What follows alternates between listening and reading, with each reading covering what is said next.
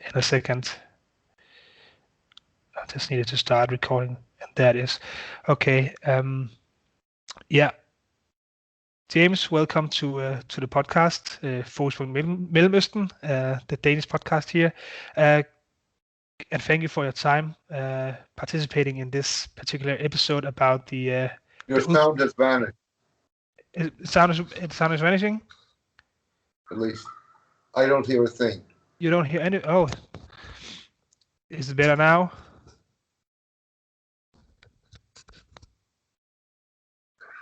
Let me just. Can you hear me now? Yes. That's better. Hello? Yeah, can you hear me? Now I can hear you. Oh, great. I'll just start off. Okay. James, first of all, welcome to the podcast. Welcome to Forsvund Mellemøsten.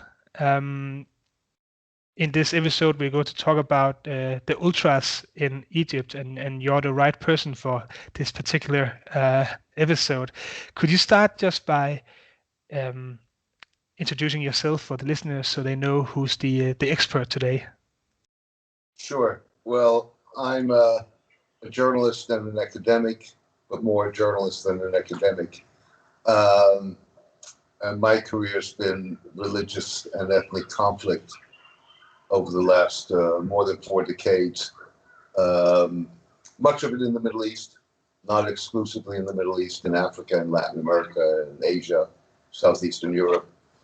But nonetheless, and I started by sheer coincidence about 10, 11 years ago to write a blog, and which has become a globally syndicated column entitled "The Turbulent World of Middle East Soccer."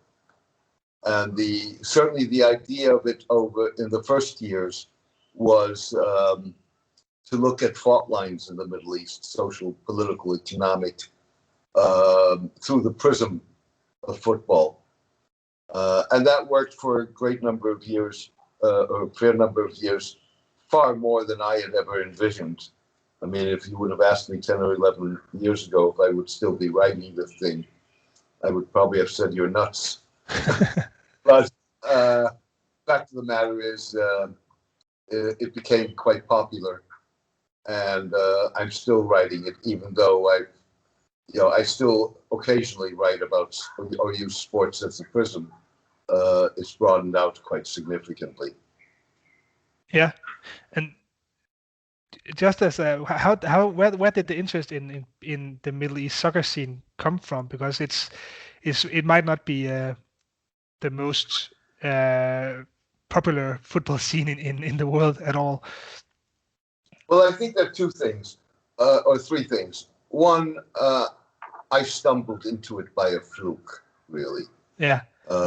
What happened was that I wrote a piece in the summer of or late spring of 2010, looking at why overall the Middle East was not a great performer in World Cups. And I looked primarily at the political reasons for that. And a friend of mine who's a very successful writer, but also, in contrast to me, a football fan and a former football player, phoned me and said, "You have a book. You need sometimes someone to say something to you, and a penny drops." Yeah. That was the case. So, with other words, I was at that point looking at doing a book, but I didn't want to do a memoir. No. Nor an analyst sort of look back at everything, and which would differentiate itself from what many others are doing by looking at where I cross the T's and dot the I's. And this seemed the perfect way of doing it. It also came at a moment, and again, I couldn't anticipate that, but nonetheless, where football played a political role because of the popular Arab revolts in 2011. And again, this is not something I knew in advance, but sort of discovered afterwards, that the Middle East was the one blind spot, both in terms of sports studies as well as in terms of Middle East studies. So if you looked at sports studies, they looked at the Americas, they looked at Africa, they looked at Europe, and to a degree they looked at Asia. Nobody looked at the Middle East, except for a few isolated scholars who looked at specific countries, like Israel and Palestine, or Algeria because of the role of football during the War of Liberation in the 1960s. But nobody looked at it structurally across the region and tried to look at what history there may be, what commonalities there may be. So, in a sense, I was kicking into an open goal. Yeah. Yeah.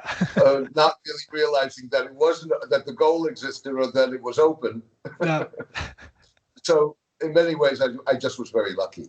Yeah. And that made that blog that today is fairly popular when it comes to Middle Eastern soccer.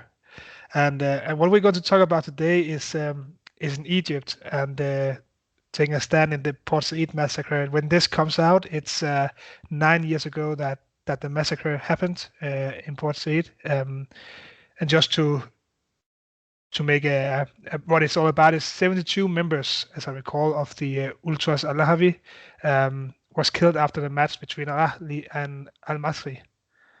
And there is a lot of things about this massacre.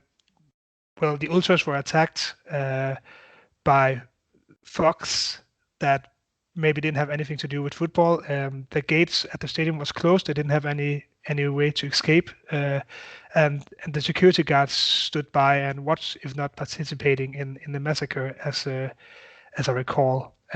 But this starts somewhere else. Obviously, we are what 10 years away from since the Arab Spring took its start in Algeria and in Egypt. But long before that, could you try and tell about the football scene in Egypt, even before the 2011 revolution? Well, let's take a huge step back, if you wish. Exactly. To put it into context, what you see, if you look at the little more than a century, roughly, in which, or since football as a sport was introduced to the Middle East and North Africa, and that's what makes the Middle East very different from any other part of the world. What you see is that sports in general, football in particular, played a major role at almost every bend of the road in the development of the region and the individual countries that populate it. It played a particular role in terms of either resistance or protest. Yeah. Now, there's a reason for why football plays that. There are a number of reasons why football plays that role. One is nothing, you're talking about a part of the world that is basically soccer crazy. So, with other words, nothing evokes the kind of deep-seated passion that religion evokes, except for football. No. Now, it does it in part because football's a tribal sport. Often that goes in Europe too. You're going to be supporting the team that your father supported. Yeah. And he took you to games and what have you. And that's very true in Egypt and the Middle East. I think what that history meant was that a lot of these clubs were formed with a political background, not just a sports or a social background. So if you look at the two foremost teams in Egypt, Al-Ahli and Zamalek, Al-Ahli was founded basically by the founders co-founded by the founders of the Waft Party, which was the opposition anti-monarchical party in Egypt.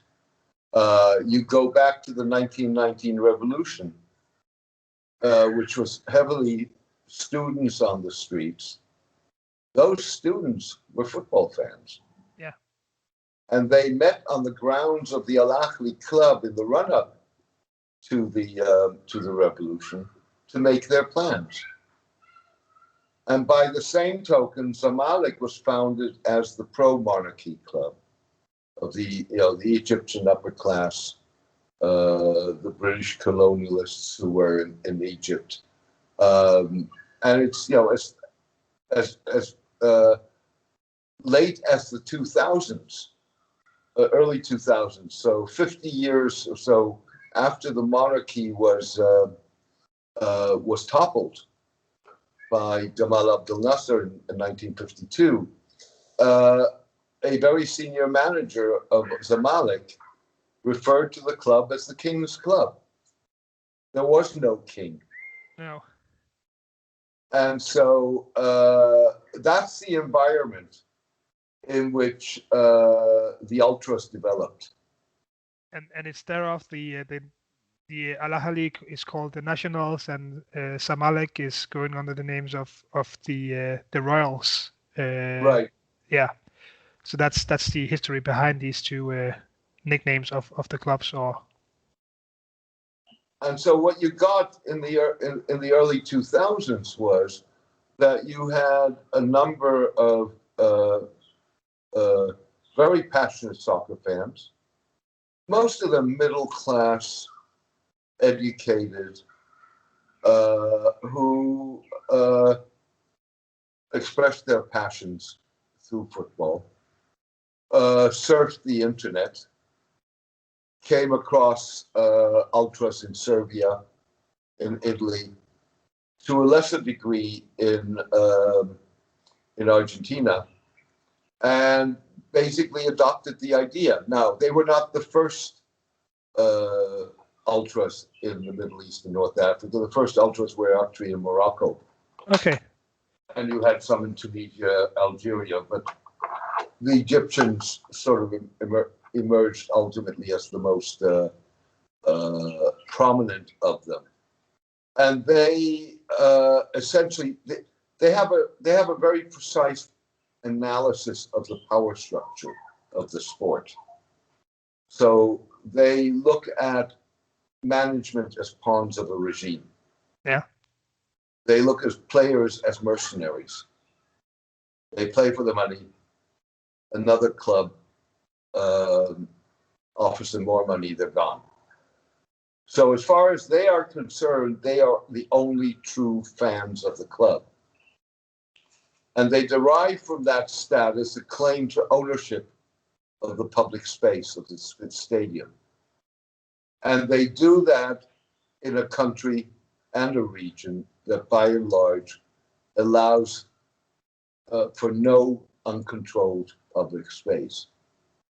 So claiming a public space as your own in one that hosts one of the most popular, most important things in people's lives constitutes a direct challenge to the authority of the state. Obviously, yeah.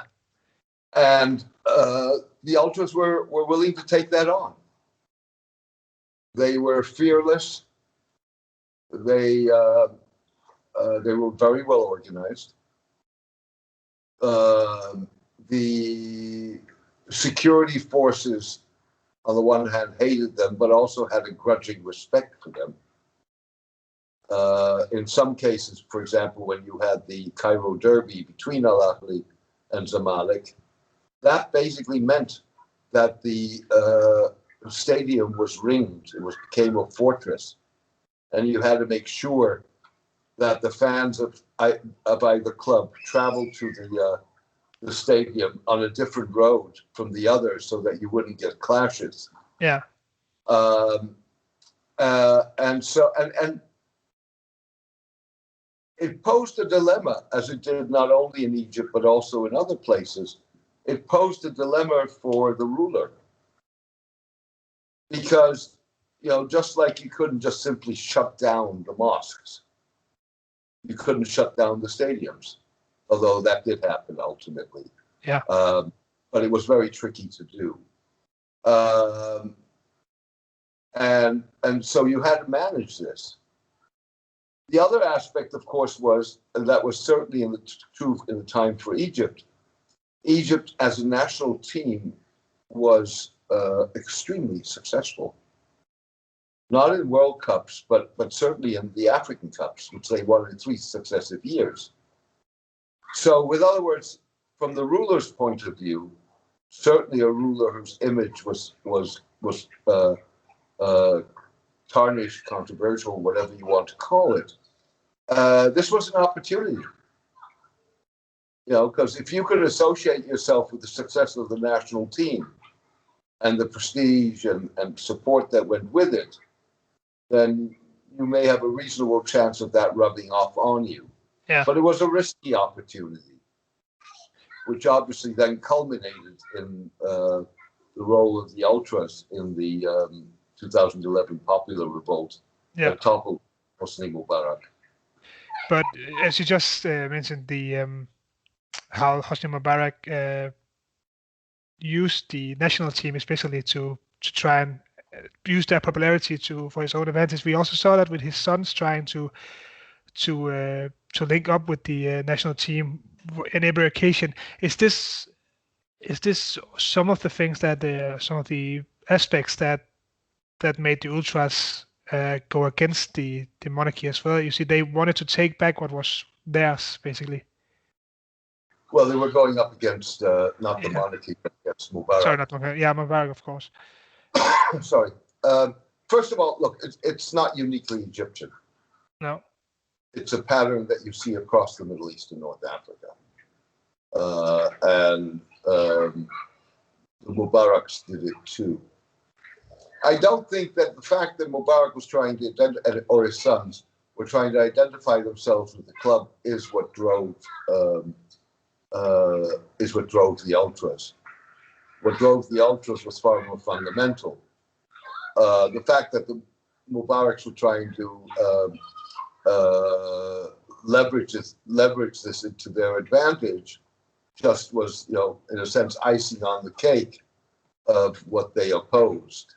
But it wasn't that fundamentally. So, with other words, the Mubarak, would you have had the ultras in that position, claiming ownership and challenging the state, if the Mubaraks had not been trying to associate themselves with it? Of course they would have. Yeah. And these ultras in Egypt, especially Alahawi and White Knights, their rivalry. What was special about that particular rivalry? Look, I think the clubs are rivals. Yeah. They were the two most. They were political rivals and football rivals from the day they were born. They were rivals in terms of the Egyptian championship. They were rivals in terms of the African championships, because they were as successful in Africa in the championships as was the national team. So that rivalry was very deep-seated, even if it was to some degree bridged during the popular revolt in 2011, and then Port Said, of course, in 2012. But it was very deep-seated. Yeah. And again, you have other places in the world where you have very deep-seated rivalries going back. I mean, look at Scotland. The various other places where you have that. So it's not uniquely Egyptian. I'm not with that trying to downplay it, but what I'm trying to say is Egypt fits a pattern. Yeah. Yeah, like most of exactly like Glasgow. In Glasgow, we have Celtic, we have Rangers, two riches, and well, also in social matters, two different clubs in the city of Glasgow. Yeah, although let me just do this. There's one thing I think which is particular to the Middle East, as opposed, if you were to suppose, in Yeah. that sense, compared to Glasgow, but which was true for all the ultras groups in Egypt, which was that as the ultras resisted the intervention of the state and clashed with security forces, they did that in an environment in which there were daily tensions in the lower class neighborhoods of, for example, Cairo, where a corrupt police force, corrupt security force, was making life for people very uncomfortable. And they were doing that in an environment in which there was high youth unemployment. So what you got was that what started out as relatively smaller groups, they mushroomed, because you had these thousands of young men frustrated, pent up anger, pent up frustration, and this was an opportunity and a channel for them.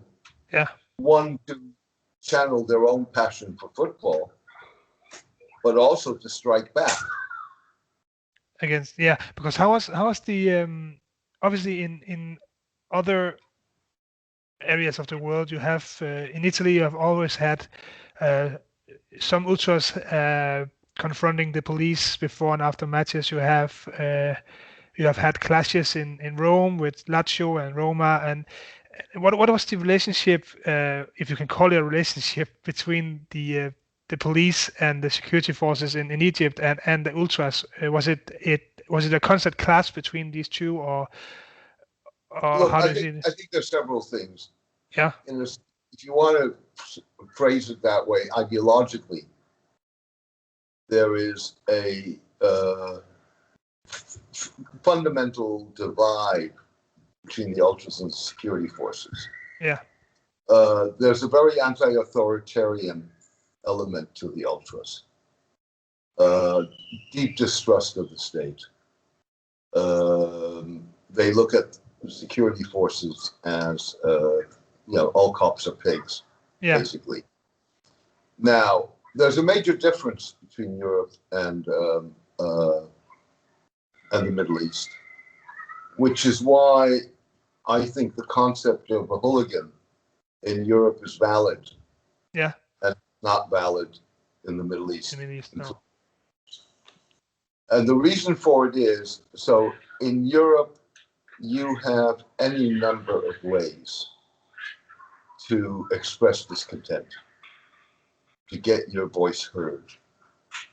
The times that the only option may be violence or confrontation are very far and few between. Yeah.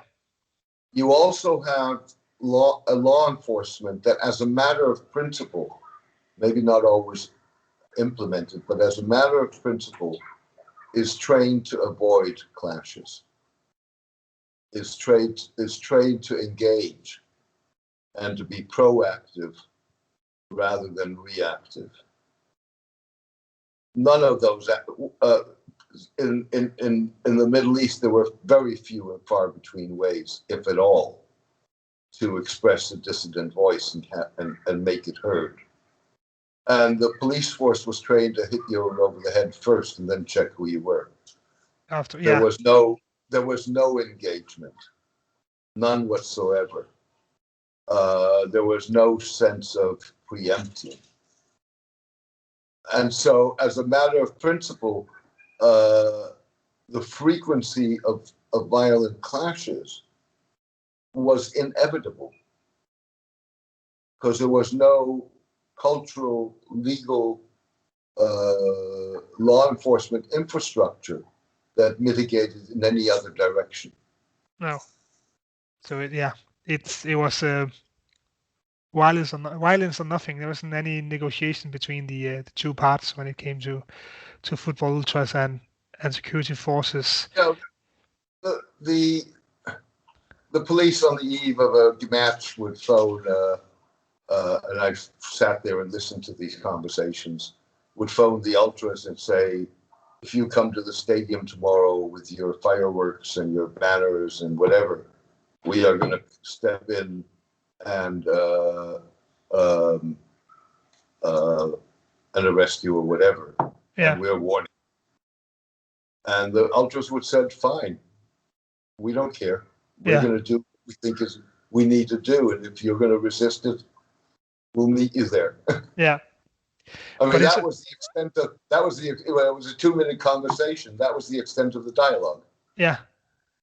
Well, I found that in my dissertation as well, that also the ultras found the stadium for the only place for them to express, as you said before, to express themselves. But do you see the ultras as being politicized? I mean, we have seen long before the 2011 revolution, we saw banners regarding Gaza at the stadiums from some of the ultras. That might not be a political statement as so, but it still has some political environment. Ultras, no matter where, almost by definition, will tell you that they are not political. Yeah. I mean, I think they're political by nature. So if you're challenging state authority for whatever reason, that is a political move. Yeah. Now, the reason that the ultras did not want to be identified politically was twofold. One is, if they did so, they were a much more vulnerable target. But also, then the identity would not just be the identity of your identification with the football club and with the fan group that supports the football club. It also would be an ideological identification, which meant that you would, by definition, narrow your base. Yeah. And the ultras didn't want to do that. So, their insistence that they're not political was, in my mind, purely tactical. So there was a political agenda somewhere, even though they wouldn't be. All cops are pigs is a political agenda. Yeah. Yeah, you're right. But James, I mean, the whole political aspect of these ultras was, some would argue, hard to not see when it came to the role in the 2011 revolution, especially at the Tahrir Square in Cairo. They played a massive part of the revolution. What were the role of the ultras in Tahrir Square? Look, what you had, in a sense, if you go back to 9/11, the wisdom of the pundits, some government officials, whatever, certainly in the West, was that what was called the Arab Street would rise up. Because they were economically discontent, they were politically discontent, they were socially discontent. 9/11 was an extreme expression of that, and this would all gel, and you would have it didn't happen. Yeah. And so, as a result, after a while, if you were someone who continued to argue that one should pay attention to what's happening on the street, you were poo-pooed. Yeah. Fact of the matter is that this was simmering all along, right at the surface. And with popular revolts, you never know what's going to spark it. True. you never know if an incident is going to spark anything. You never know what it's going to spark, and you don't know how that's going to play out. So it took a decade from 9/11 for a series of incidents, including the self-immolation of a vegetable vendor in Tunisia, to mobile phone videos circulating in Egypt of the mistreatment of individuals in police stations, for that to spark these revolts. For the same token, those videos like that may not have sparked anything. You can't predict it. Had in a sense, you had groups that were preparing for this, not necessarily capable of sparking it in and of themselves, but in many ways more prepared for if it should happen. And it wasn't really the football fans that even sparked this, but they grasped the moment it happened. They understood the potential. Yeah. They were willing to exploit that potential. Now, you go back to the pictures of the millions of people in the streets of Cairo and in Tahrir Square. The vast majority of those people had never been in something like this before. The vast majority had never even thought about going out on the street to voice their opinion. No.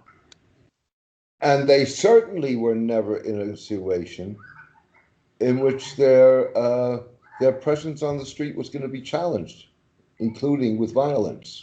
Yeah. The only guys who had that experience, had the discipline, had the infrastructure, had the knowledge to respond to that, and to once it was out there, to manage it, were the ultras. Yeah. They worked as a unit. Yeah. Played a very central role. And again, the ultras were people, going back to what I said earlier, this is a soccer crazy country. Yeah. The majority of those people on that square were soccer fans. Maybe not that passionate, maybe not that militant, but they, in the old days, if you met somebody in Cairo who you didn't know, the question was not where do you live or whatever. It was, are you Ahli or are you Zamalek? Yeah. That's how deep this went. Yeah. So for a lot of those people, the ultras, whether they really agreed with them, didn't agree with them, were people they respected because they stood up for their passion, and they were fearless. Yeah. So they didn't give ground. And you would hear people on Tahrir Square say, I can't leave if they don't leave. If they're willing to stay, how can I leave? So in a sense, they were also a moral inspiration. Yeah, I guess they became a picture of the... Your sound has disappeared again. Okay, can you hear me now? Hello? Yeah, can you hear me? It may be me. Hold on a second. Hold on 1 minute. Yeah, it's fine. I think it's... Battery 100%. Can you hear me now? Now I can't hear you. No, your sound is gone. Now I can hear you again. Can you hear me? Yeah, now I can. Yeah, great. I was just saying that the ultras somehow became a symbol of the battles of Tahrir Square, I guess. Well, they obviously became a symbol of it. On top of that, of course, they continued their protest. Yeah. Even after Mubarak fell. And that culminated in the incident in Port Said, Yeah. which was the worst incidents of violence, sporting violence, in the history of Egypt. And that, of course, kept them in the public eye. But do you think that,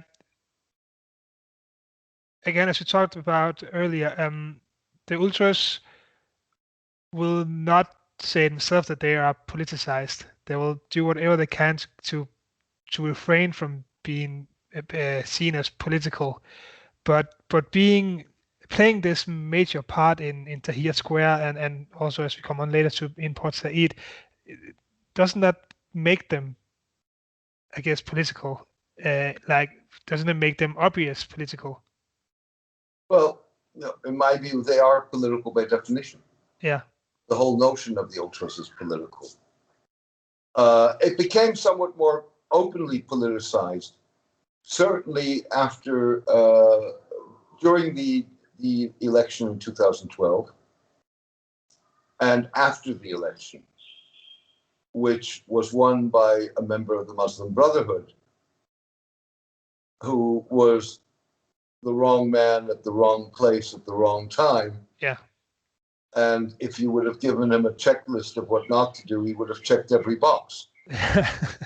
Yeah. And so what you got was basically that what already was a polarizing event because of perceptions of the Brotherhood, but also because of foreign intervention. The Saudis and maybe even more importantly, the Emiratis. You got a very polarized situation. And that the ultras were not immune to that polarization. No. And so you had ultras on both sides of the divide within the same ultras groups, which then ended up when you had the 2013 military coup and the first year or so of military rule. It was the ultras that were out there standing up against it. And it was primarily those ultras who were either associated individually or had empathy for the Islamist movement, and particularly the Brotherhood. Yeah. So, with other words, over time, it became inevitable for that to be, for the political nature of all of this to become far more evident and no longer viable.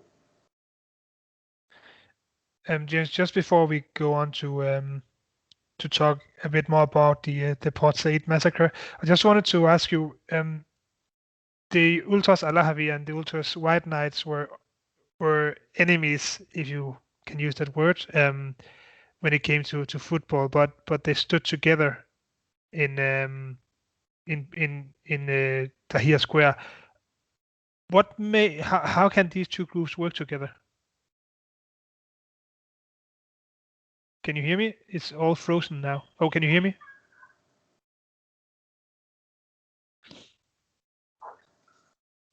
Can you hear me, I think James? you froze. Yeah, and the picture is frozen. Can you still hear me? Can you still hear me? Hello? Yeah, can you hear me? Is it better? Can you still hear me? Hello? Yeah, can you hear me?